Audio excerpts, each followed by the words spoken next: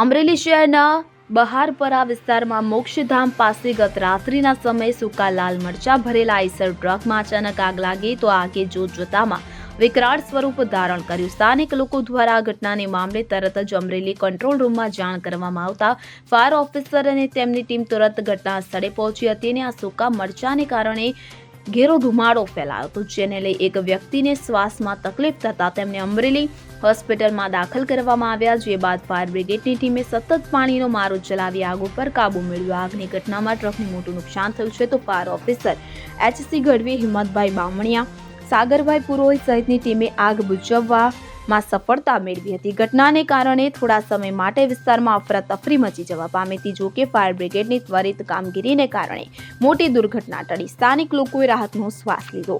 Bureau report CN24 news. હવે જુઓ દેશ દુનિયાની તમામ ખબરો તમારી આંગળીના ટેરવે. ઉઠાવો મોબાઈલ અને Google Play Store પરથી ડાઉનલોડ કરો અમારી CN24 ન્યૂઝ મોબાઈલ એપ.